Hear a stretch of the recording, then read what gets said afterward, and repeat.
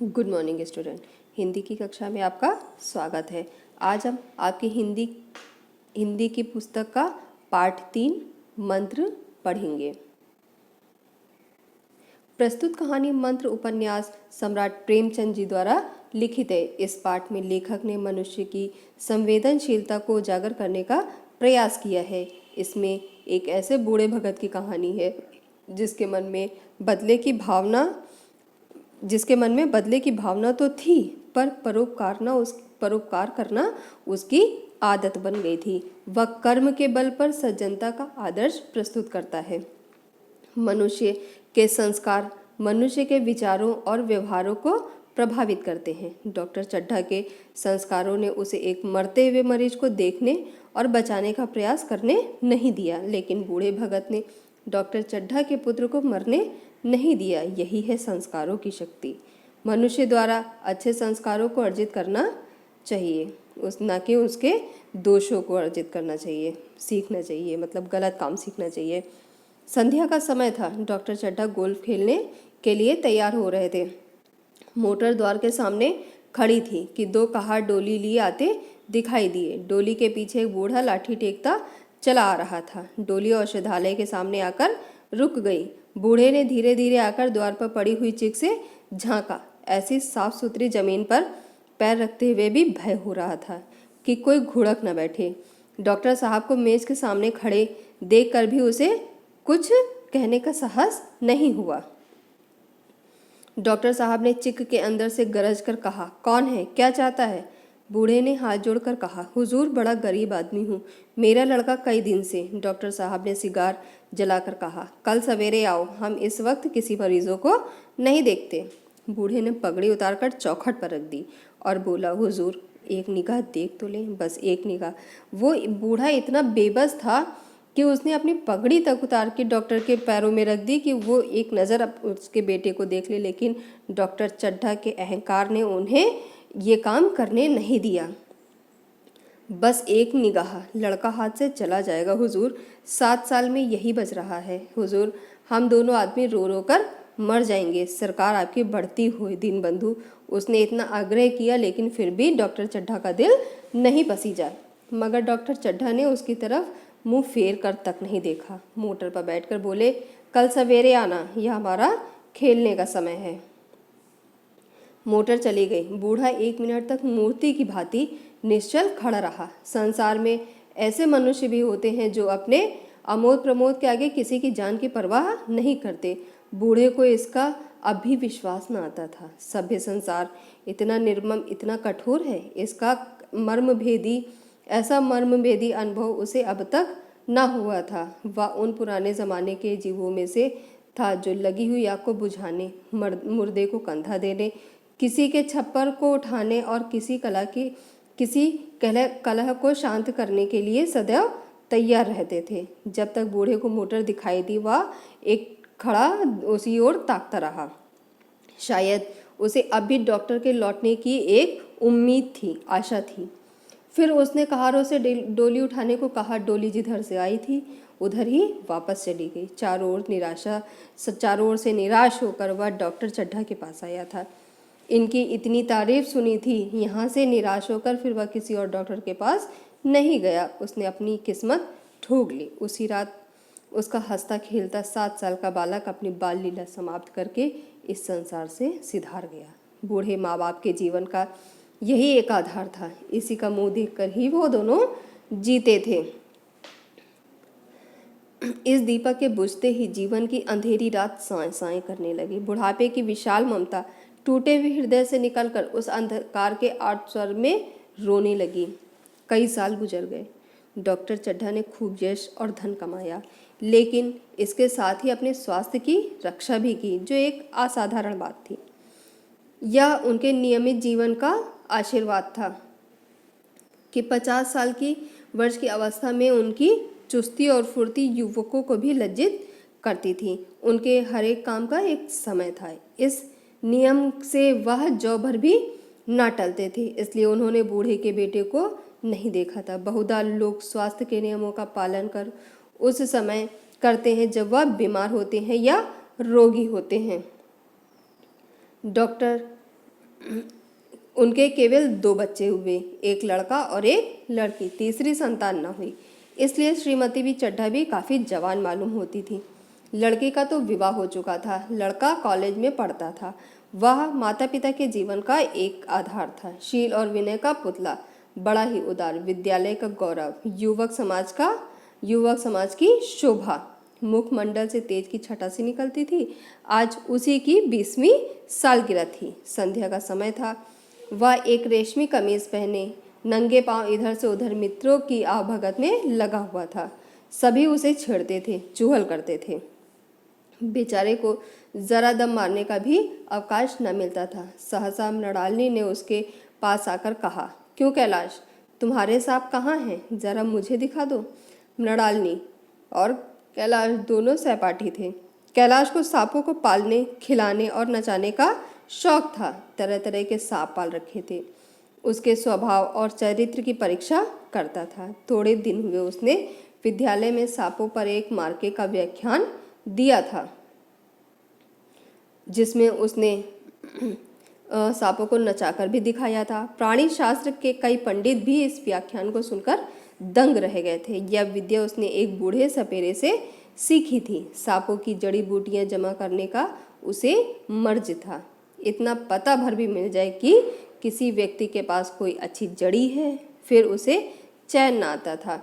उसे लेकर ही वह छोड़ता था। यही एक व्यसन था। इस पर हजारों रुपए फूक चुका था। मृणालिनी कई बार आ चुकी थी, पर कभी सांपों को देखने के लिए इतनी उत्सुक नहीं हुई जितनी कि आज हुई थी। वह कैलाश पर अपने अधिकार का प्रदर्शन करना चाहती थी, पर उसका आग्रह बेमौके का था। कोठरी में कितनी भीड़ लग जाएगी, भीड़ को देखकर सांप कितने चौंकेंगे, और रात के अंधेरे में सांपों का छेड़ा जाना उसके लिए कितना बुरा साबित होगा, यह उसे जरा सा भी आभास न था। कैलाश ने कहा, नहीं, कल ज़रूर दिखा दूंगा। इस वक्त अच्छी तरह दिखा भी तो न सकूंगा। कमरे में तिल रखने को भी जगह न मिलेगी। कैलाश को मृणालिनी की झेपी हुई सूरत देखकर मालूम हुआ कि इस वक्त उसका इनकार वास्तव में उसे बुरा लगा है। जो ही प्रतिभोज समाप्त हुआ, गाना शुरू हुआ। उसने मृणालिनी और अन्य मित्रों के साथ सांपों के दरबे के सामने ले जाकर खड़ा कर दिया और महुवर बजाना शुरू किया। महुवर बजाना मतलब एक बीन होती है, जो उसकी धुन निकलती है, उसको महुवर कहते हैं। फिर एक एक खाना खोलकर वह सांप दिखाने लगा। वाह, कमाल था, क्या कमाल था। ऐसा जान पड़ता था कि कीड़े उसकी एक एक बात जानते हैं, उसके एक एक भाव को समझते हैं। किसी को उठा लिया, किसी को गर्दन में डाल दिया और किसी को हाथ में लपेट लिया। मृणालिनी बार बार मना करती थी कि उसे गर्दन में न डालो, उसे छोड़ दो, लेकिन कैलाश को गर्दन में सांपों को लिपटते देखकर उसकी आह निकल जाती थी। पछता रही थी कि व्यर्थ ही उसने सांप को दिखाने को कहा। मगर कैलाश एक न सुनता था। अपने मित्रों के सम्मुख सर्पकला प्रदर्शन का ऐसा अवसर पाकर वह कब चूकता। एक मित्र ने टीका की। टीका मीन्स उसने व्यंग किया। दांत तोड़ डाले होंगे। कैलाश हंसकर बोला, दांत तोड़ डालना मदारियों का काम है, किसी के दांत नहीं तोड़े गए हैं, कहिए तो दिखा दूं। कहकर उसने एक काले सांप को लिया और बोला, मेरे पास इससे बड़ा जहरीला सांप कोई दूसरा नहीं है। अगर किसी को काट ले तो आदमी आनन फानन में ही मर जाए। कैलाश ने सांप की गर्दन पकड़कर कहा, नहीं साहब, अब आंखों में देखकर मानिए, दांत तोड़कर वश में किया तो क्या किया। उसने सांप की गर्दन खूब दबाकर मुंह को खोल दिया। उसके जहरीले दांत देखते हुए बोला, जिन सज्जनों को शक हो आकर देख भी लें। आया विश्वास या अब भी कुछ शक है? मित्रों ने आकर उसके दांत देखे और चकित रह गए, भौचक्के रह गए। प्रत्यक्ष को अब प्रमाण के सामने संदेह का स्थान कहा। मित्रों की शंका का निवारण हो गया, और जैसे ही कैलाश ने सांप की गर्दन को ढीली छोड़कर जमीन पे छोड़ा, उसने कैलाश की उंगली में जोर से काटा और वहां से भाग गया। कैलाश की उंगली से टप टप खून टपकने लगा। उसने जोर से उंगली दबा ली और कमरे की ओर दौड़ा। वहां मेज की दराज पे एक जड़ी रखी हुई थी, जिसे पीसकर लगा देने से घातक विष भी रफू चक्कर हो जाता था। में हड़कंप मच गया। बाहर महफिल में खबर हुई। डॉक्टर साहब घबराकर दौड़े। फौरन उंगली की जड़ कसकर बांध दी गई, जड़ी पीसने के लिए दे दी गई। डॉक्टर साहब जड़ी के कायल तो ना थे, वे उंगली पर का डसा हुआ भाग नश्तर से काट देना चाहते थे, मतलब उस पर एक चीरा लगा देना चाहते थे। और कैलाश को जड़ी पर पूर्ण विश्वास था, लेकिन कैलाश को जड़ी बूटी पर पूरा विश्वास था। मृणालिनी कैलाश की उंगली से टपकते हुए खून को रुमाल से पोंछने लगी। जड़ी पीसी जाने लगी। 1 मिनट में कैलाश की आंखें झपकने लगी, होठों पर पीलापन हो गया और होठों पर पीलापन दौड़ने लगा, यहाँ तक कि खड़ा न रह सका और धम्मे से जमीन पर गिर गया। सारे मेहमान कमरे में जमा हो गए, कोई कुछ कहता, कोई कुछ। इतने में जड़ी पीसकर आ गई। मृणालिनी ने उंगली पर लेप किया। 1 मिनट और बीता। कैलाश की आंखें बंद हो गई। वह लेट गया और हाथ से पंखा झेलने का इशारा किया। माँ ने दौड़कर उसका सिर गोद में रख लिया और टेबल फैन लगा दिया। डॉक्टर साहब ने झुककर पूछा, कैलाश कैसी तबीयत है? कैलाश ने धीरे से हाथ उठा दिया पर कुछ बोल न सका। मृणालिनी ने करुण स्वर में कहा, क्या जड़ी कुछ असर न करेगी? डॉक्टर साहब ने सिर पकड़कर कहा, क्या बतलाऊं? मैं इसकी बातों में आ गया। अब तो नश्तर से भी कोई फायदा नहीं होगा। आधे घंटे तक यही हाल रहा। कैलाश की दशा प्रतिक्षण बिगड़ती गई। आंखें पथरा गई, हाथ पांव ठंडे हो गए, मुख की कांति मलिन हो गई। चारों तरफ कोहराम मच गया। मृणालिनी एक और सिर पीटने लगी। माँ अलग पछाड़े खाने लगी। डॉक्टर चड्ढा को उनके मित्रों ने पकड़ लिया, नहीं तो नश्तर अपनी गर्दन पर ही मार लेते। एक महाशय बोले, कोई मंत्र झाड़ने वाला मिले तो संभव है कि अभी जान बच जाए। शहर से कई मील दूर एक छोटे से घर में एक बूढ़ा और बुढ़िया अंगीठी के सामने बैठे जाड़े की रात काट रहे थे। बूढ़ा चलम पीता, बीच बीच में खांसता था। बुढ़िया के दोनों घुटनियों में सिर डाले वे आग की ओर ताक रही थी। एक मिट्टी के तेल की कुप्पी ताक पर जल रही थी। घर पर न चारपाई थी न बिछौना। एक किनारे थोड़ी सी पुआल पड़ी हुई थी।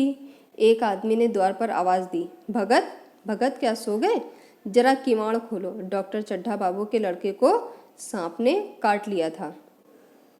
भगत ने चौंक कर कहा, चड्ढा बाबू के लड़के को? वही चड्ढा बाबू ना, जो छावनी के बंगले में रहते हैं? हाँ हाँ वही। शहर में हल्ला मचा हुआ है, जाते हो तो जाओ, आदमी बन जाओगे। बूढ़े ने कठोर भाव से सिर हिलाकर कहा, मैं नहीं जाता, मेरी बला जाए। वही चड्ढा है ना, खूब जानता हूँ। भैया को लेकर उन्हीं के पास गया था, खेलने जा रहे थे, पैरों पर गिर पड़ा, पर एक नज़र देखा तक नहीं, सीधे मुंह बात तक के नहीं की। भगवान बैठे सुन रहे थे। यही अब जान पड़ेगा कि बेटे का गम क्या होता है। कई लड़के हैं ना उनके? नहीं, वही यही तो एक लड़का था, सुना है सबने जवाब दे दिया है। भगवान बड़ा कारसाज है। उस बखत मेरी आंखों में से आंसू निकल पड़े थे। उन्हें तनिक भी दया नहीं आई थी। मैं तो उनके द्वार पर होता तब भी ना पूछता। तो न जाओगे? हमने तो जो सुना था सो कह दिया। अच्छा किया, अच्छा किया। कलेजा ठंडा हो गया, आंखें ठंडी हो गई, लड़का भी अब ठंडा ही हो गया होगा। तुम जाओ, अब चैन से मैं सोऊंगा। बुढ़िया से, अब वो बूढ़ा भगत बुढ़िया से कहता है, जरा तमाकू दे दे, एक चिलम और पीऊँगा। भगत के लिए यह जीवन में पहला अवसर था कि ऐसा समाचार पाकर भी वह बैठा रह गया। 80 वर्ष के जीवन में उसने कभी ऐसा नहीं हुआ कि सांप की खबर पाकर वह दौड़ा न गया हो। चाहे माघ पूस की अंधेरी रात हो, चैत बैसाख की धूप हो, लू हो, सावन भादों की चढ़ी हुई नदी नाले हों, किसी की भी उसने परवाह नहीं की। वह तुरंत घर से निकल जाता था और निस्वार्थ निष्काम भाव से लेन देन का विचार कभी दिल में नहीं आया। कोई ऐसा काम नहीं था कि जान का मूल्य कौन दे सकता है। मतलब वो बिना निस्वार्थ भाव से जाता था और उसका कोई भी मूल्य नहीं लेता था। यह एक पुण्यकार था। सैकड़ों निराशों को उसके मंत्रों ने जीवन दान दिया था, पर आज वह घर से एकदम भी नहीं निकल सका। यह खबर सुनकर सोने जा रहा था। बुढ़िया जरा देर में खर्राटे लेने लगी। दोनों लोग बातें करते करते ही सोते थे, जरा सा खटका होते ही जगते थे। जब भगत उठा, उसने लाठी उठा ली और धीरे से किवाड़ खोले। बुढ़िया ने पूछा, कहाँ जाते हो? कहीं नहीं, देखता था कि कितनी रात है। अभी बहुत रात है, सो जाओ। नींद नहीं आती? नींद कहाँ से आएगी? मन तो चड्ढा के घर पे लगा हुआ है ना। चड्ढा ने मेरे साथ कौन सी नेकी की थी जो वहाँ जाऊँगा? आकर पैर भी पड़े तब भी नहीं जाऊँगा। उठे तो तुम इसी इरादे से हो। नहीं री, पागल हूँ, नहीं हूँ। जो मुझे काटे बोए मैं उसके लिए फूल बूता रहूँ? बुढ़िया फिर सो गई। भगत ने किवाड़ लगा दी और आकर बैठ गया। उसके मन में कुछ ऐसी दशा थी जो कि बाजे की आवाज़ कान में पड़ते ही उपदेश सुनने वालों की होती है। आंखें चाहे उपदेशक की हों या ये किसी और की, पर कान बाजे की ओर ही होते हैं। दिल में बाजे की ध्वनि गूंजती रहती है। उसने फिर किवाड़ खोला, इतने धीरे से कि बुढ़िया को खबर भी न हुई। बाहर निकल आया। उसी वक्त गांव का चौकीदार गश्त लगा रहा था। कैसे उठे भगत? आज तो बड़ी सर्दी है। चौकीदार बोला। 1 बजा होगा। और क्या? अभी थाने से आ रहा हूँ। डॉक्टर चड्ढा के बंगले पर बड़ी भीड़ लगी हुई थी। उसके लड़के का हाल तो तुमने सुना होगा, कीड़े ने छू लिया। चाहे मर भी गया हो। तुम चले जाओ तो शायद बच जाए। सुना है 10,000 देने को तैयार हैं। भगत, मैं तो ना जाऊं, चाहे वह 10 लाख भी दें। मुझे 10,000 या 10 लाख लेकर क्या करना है? कल मर जाऊंगा, फिर कौन भोगेगा? कौन भोगने वाला बैठा है? चौकीदार चला गया। भगत ने आप पैर आगे बढ़ाया। जैसे नशे में आदमी की देह काबू में नहीं रहती, पैर कहीं रखता है, पढ़ता कहीं और है, कहता कुछ है, जबान से निकलता कुछ और है। वही हाल इस समय भगत का था।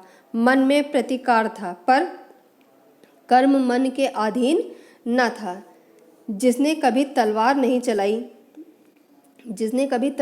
चलाई वह इरादा करने से भी तलवार नहीं चला सकता। उसके हाथ कांपते हैं, उठते ही नहीं। भगत लाठी खटखट करता लपकता चला जा रहा था। चेतना रोकती थी पर उत्तेजना ठेलती थी।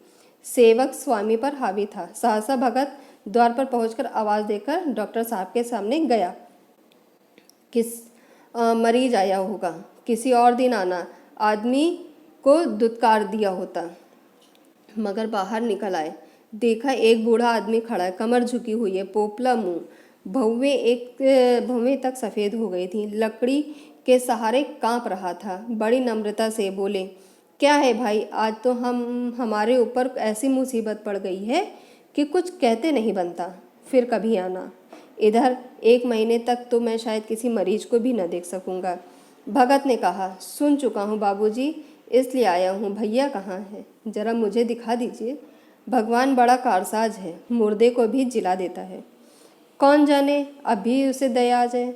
चड्ढा ने अव्यथित स्वर से कहा, चलो देख लो।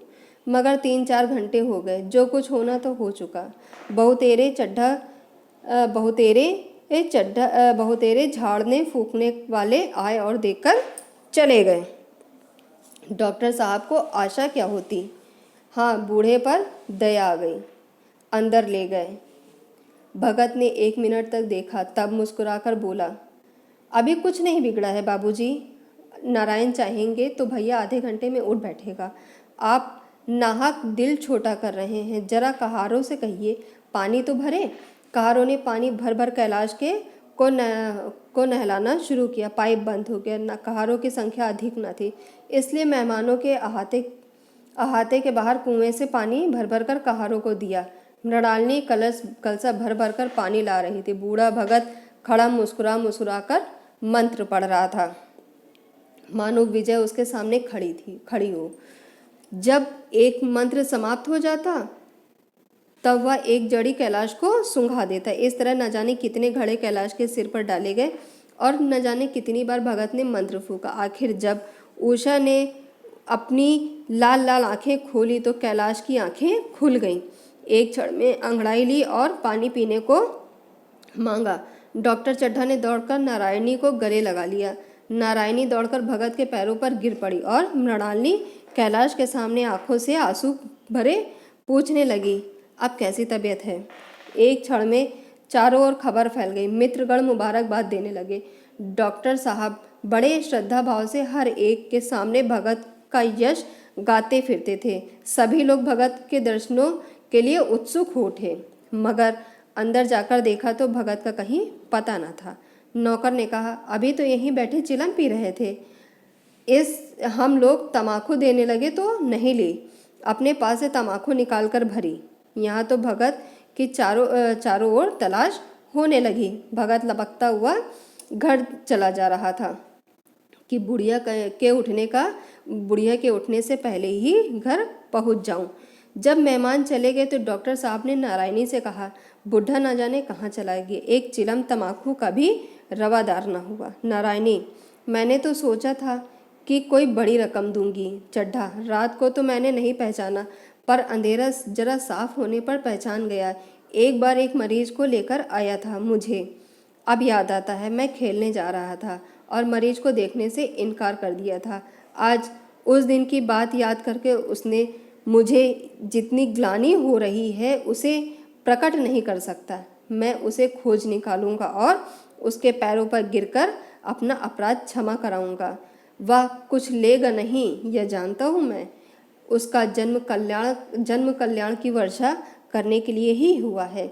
उसकी सज्जनता ने मुझे ऐसा आदर्श दिया है जो अब से जीवन पर्यंत मेरे सामने रहेगा। इसके कहानीकार प्रेमचंद जी हैं। उन्होंने इस कहानी के माध्यम से यही बताने की कोशिश की है कि इंसान अपने सुख में दूसरों की दर्द तकलीफ को अनुभव नहीं करता है और उनके बारे में नहीं सोचता है, लेकिन एक गरीब इंसान, एक बेसहारा इंसान, वो अपने आदर्श के आगे, अपनी कर्मपरायणता के आगे हर चीज़ को भूल कर भी उसकी मदद करता है। आई होप सो क्लास, आपने इस पार्ट को बहुत अच्छे से पढ़ा, सुना और समझा। Okay class, thank you so much.